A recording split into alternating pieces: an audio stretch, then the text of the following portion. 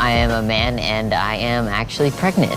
I started having morning sickness. I found out I was pregnant at 11 weeks. After I took the test and I saw that it popped positive, I was nervous, I was very emotional, I started crying. I did not know what to do, I didn't know what to think.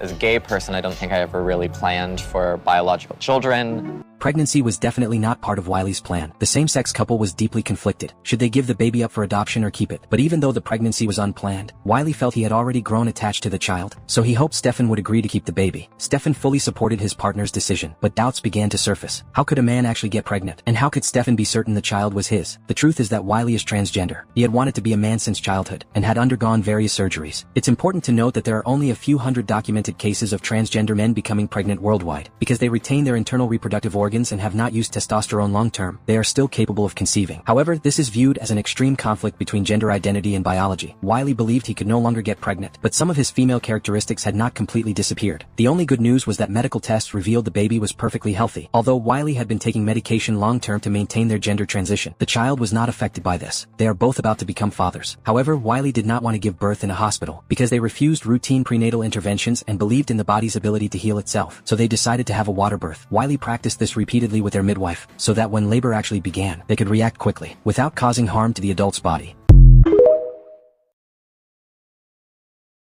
I'm probably the only transgender male that's pregnant, probably in Texas. How would I be treated as a transgender individual in the hospital? Okay, this is not something you're gonna see every day, is a man going through birth, but at the same time, we're still human and, to call us by our correct pronouns and to respect us.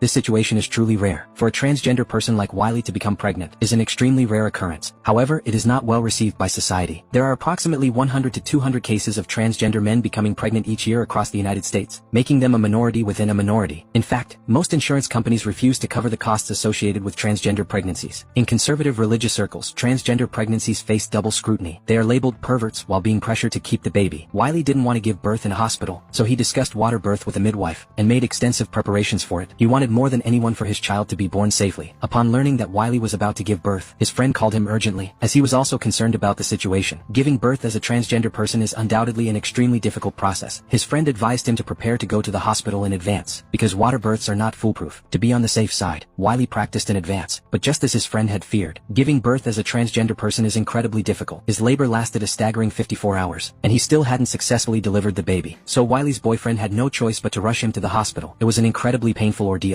He even had to opt for a C-section. Finally, after 60 hours had passed, their child was successfully delivered. This was Wiley's first child, and it will certainly be his last. I started funnel feeding when I met Sid. Alright, you gotta let me know when you've had enough, okay?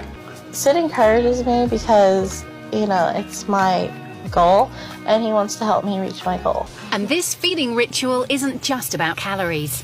This is what Monica's diet looks like. Her goal is to become the heaviest person in the world. Her boyfriend is her biggest supporter. He even feeds her all kinds of high-calorie foods. This is a niche form of feeding relationship, where one partner derives pleasure from feeding the other and helping them gain weight, while the other finds fulfillment in gaining weight and being cared for. However, mainstream society generally views this as dangerous and unhealthy behavior. The medical community has clearly stated that long-term extreme weight gain can lead to diabetes. A closed community has formed within this group. They reject mainstream beauty standards and external interference. Monica's mother has been urging her to eat safely, but clearly for Monica, gaining weight is a source of pride. Her mother feels she cannot save Monica, and even fears her body will be harmed. None of this can change Monica. Just when everyone expected her to keep gaining weight, Monica sensed something was wrong with her body. It turned out she was pregnant, but Monica was very worried she would miscarry. A few weeks later, she finally went for an ultrasound. To everyone's surprise, the baby was perfectly healthy. However, her weight would clearly harm the child's development, so she finally decided to lose weight. What her mother couldn't achieve, her child managed to do. Some time later, their child was born safely. The delivery went smoothly without any complications. This led Monica to abandon her plan to gain more weight and begin raising her child with dedication. As a result, her own health improved as well. I like wearing diapers because it's an instant regressor. It puts me straight into that headspace.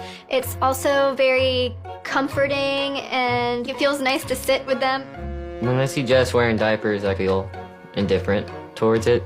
I only pee in them. I do not do the other thing. Jessica's greatest hobby is pretending to be a baby. Her boyfriend plays along no matter what. When Jessica was young, she suffered prolonged abuse. Her entire childhood was a dark period. Her upbringing was marked by severe psychological trauma, anxiety, and self-loathing. Although she has undergone regular psychological treatment for years, the interventions have had very little effect. Playing the role of a child is her most effective form of self-healing. At home, she routinely wears baby onesies and diapers, and when necessary, even uses items like pacifiers to make herself look more like a baby. Of course, she has plenty of the temper tantrums typical of small children, but whenever this happens, her boyfriend steps in to discipline her, simply making her stand in the corner to calm down for a while. Most of the time, Jessica doesn't go out in this state, but there are a few exceptions. Many people in society have joined these adult baby communities. Most participants stem from childhood deprivation of love, trauma, or a lack of security during their upbringing. The American Psychological Association classifies this as a benign fetish, not a mental illness, and is legally tolerated as long as it doesn't harm others. But not everyone accepts it well. Some even believe Jessica's boyfriend is a pedophile, and accusations and insults follow. But for him, Jessica's happiness is the top priority, and for Jessica herself, as an adult baby, this is her own unique utopia, so she simply enjoys it, without caring what others say.